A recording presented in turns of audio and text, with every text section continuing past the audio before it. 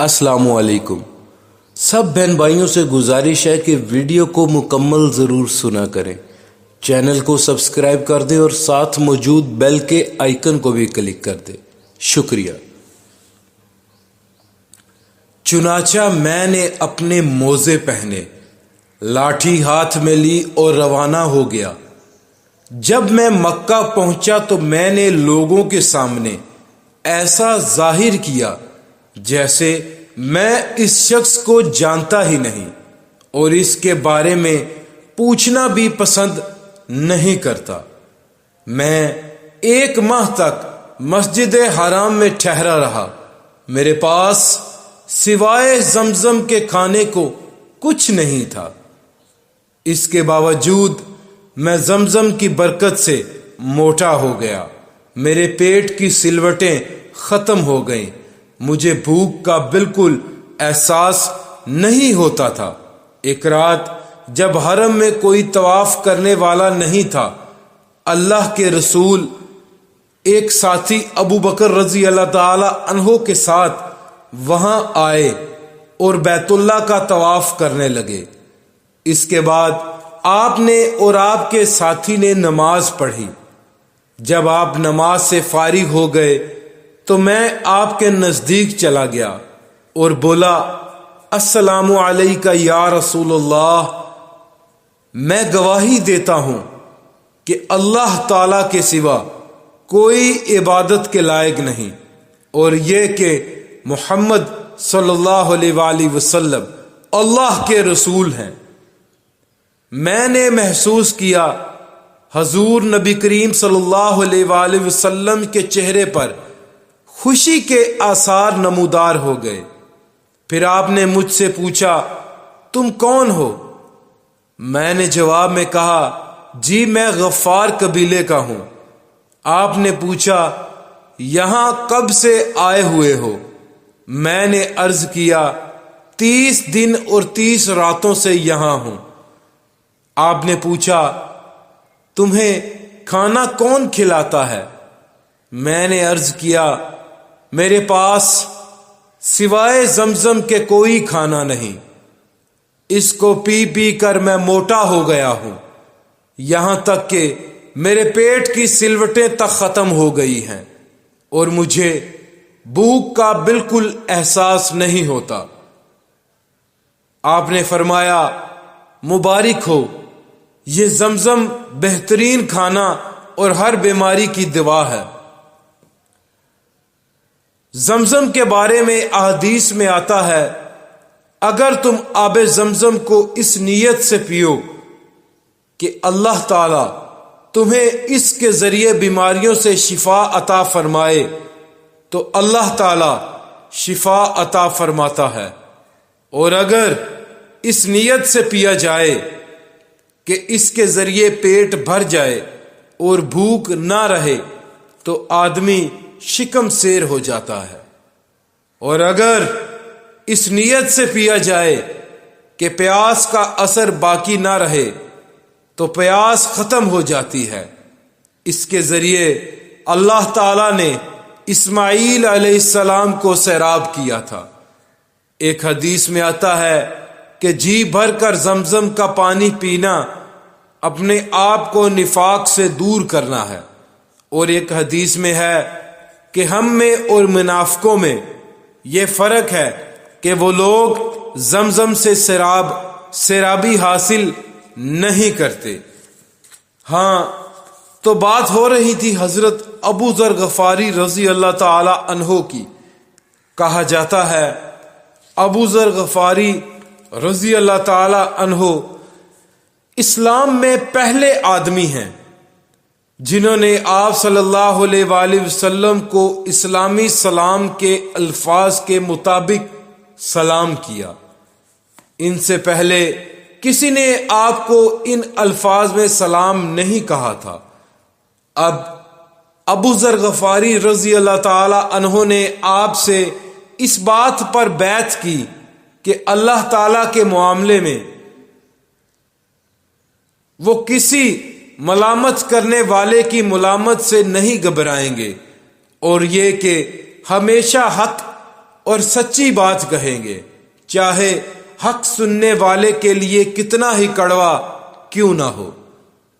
یہ حضرت ابو ذر غفاری رضی اللہ تعالی عنہ حضرت ابو بکر صدیق رضی اللہ تعالی عنہ کی وفات کے بعد ملک شام کے علاقے میں ہجرت کر گئے تھے۔ پھر حضرت عثمان غنی رضی اللہ تعالی عنہ کی خلافت میں انہیں شام سے واپس بلا لیا گیا اور پھر یہ ربضہ کے مقام پر آ کر رہنے لگے تھے۔ ربضہ کے مقام پر ہی ان کی وفات ہوئی تھی۔ ان کے ایمان لانے کے بارے میں ایک روایت یہ ہے کہ جب یہ مکہ معظمہ آئے تو ان کی ملاقات حضرت علی رضی اللہ تعالی عنہ سے ہوئی تھی، اور حضرت علی رضی اللہ تعالی عنہ نے ہی انہیں نبی کریم صلی اللہ علیہ وآلہ وسلم سے ملوایا تھا۔ ابو ذر کہتے ہیں، بیعت کرنے کے بعد نبی کریم صلی اللہ علیہ وآلہ وسلم انہیں ساتھ لے گئے۔ ایک جگہ حضرت ابو بکر صدیق رضی اللہ تعالی عنہ نے ایک دروازہ کھولا، ہم اندر داخل ہوئے۔ ابو بکر صدیق رضی اللہ تعالی عنہ نے ہمیں انگور پیش کیے۔ اس طرح یہ پہلا کھانا تھا جو میں نے مکہ میں آنے کے بعد کھایا۔ اس کے بعد نبی کریم صلی اللہ علیہ وآلہ وسلم نے ان سے فرمایا، اے ابو ذر، اس معاملے کو ابھی چھپائے رکھنا، اب تو تم اپنی قوم میں واپس جاؤ اور انہیں بتاؤ تاکہ وہ لوگ میرے پاس آ سکیں۔ پھر جب تمہیں معلوم ہو کہ ہم نے خود اپنے معاملے کا کھلم کھلا اعلان کر دیا ہے تو اس وقت تم ہمارے پاس آ جانا۔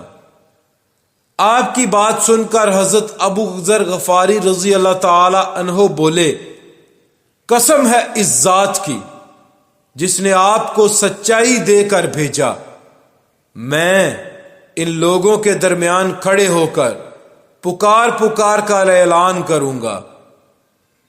حضرت ابو ذر غفاری رضی اللہ تعالی عنہ کہتے ہیں، میں ایمان لانے والے دیہاتی لوگوں میں سے 5واں آدمی تھا۔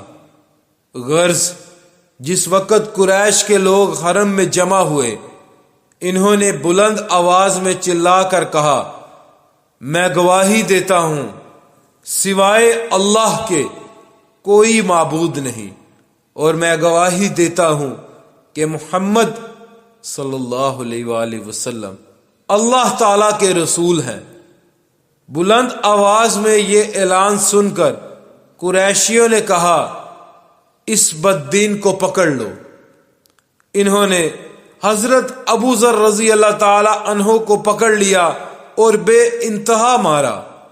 ایک روایت میں الفاظ یہ ہیں، وہ لوگ ان پر چڑھ دوڑے، پوری قوت سے انہیں مارنے لگے، یہاں تک کہ وہ بے ہوش ہو کر گر پڑے۔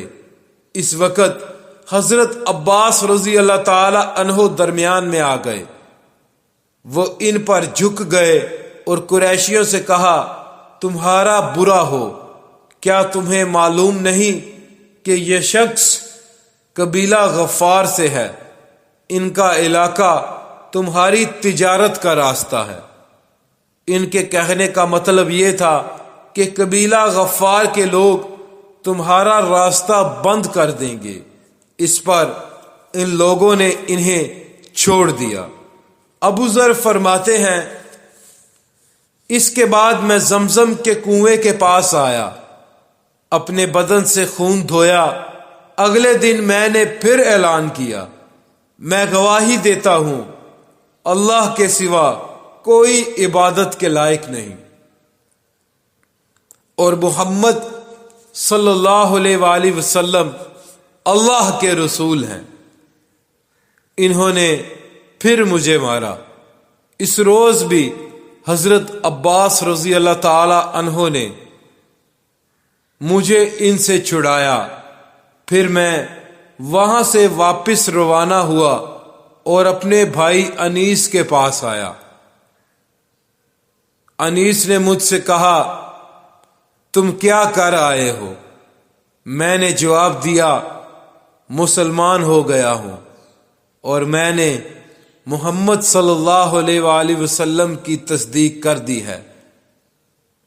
اس پر انیس نے کہا میں بھی بتوں سے بیزار ہوں اور اسلام قبول کر چکا ہوں۔